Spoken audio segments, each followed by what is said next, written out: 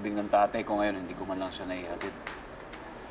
Sige, alay tayo ng moment of silence.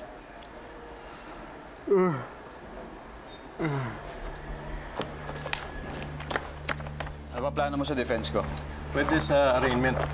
Ganito, magpiplead ka ng guilty or honor. Gusto mo mag-plead ako ng guilty? Oh, para simple lang. Wala nang mahabang litigation. Tapos maninegotiate natin sa prosecution na huwag kang patawan ng death penalty. Habang buhay lang na pagkakakulong. Habang buhay. O, di ba? Habang buhay. Huwag mo nga akong gawing tanga, attorney. Ha? Alam kong hindi pa nababalik ang death penalty, tsaka hindi ako pumatay sa papa ko.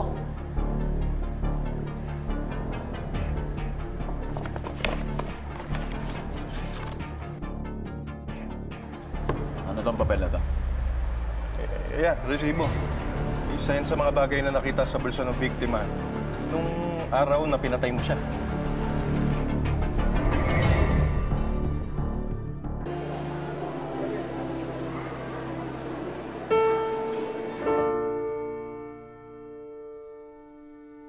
O sige, pustahan ko tayo. Pag ako naging abogado, bilan niyo ako ng chideng, ha? O sige. O sige. O, pag-iipunan ko yan.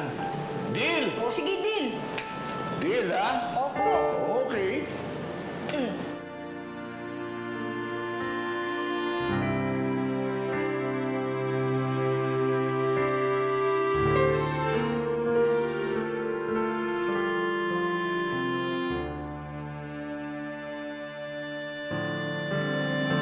Pasado ka.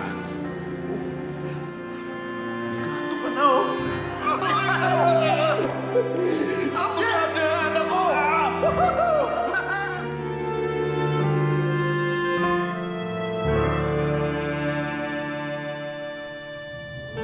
Pasensya na. Medyo matagal akong parang nagalit sa'yo.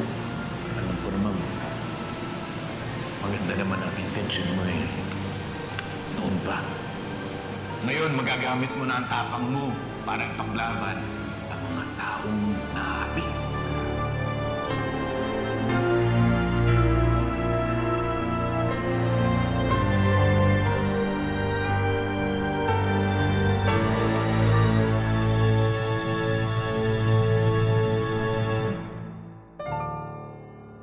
Sigurado ba magpiplead ng guilty ang kliyente mo?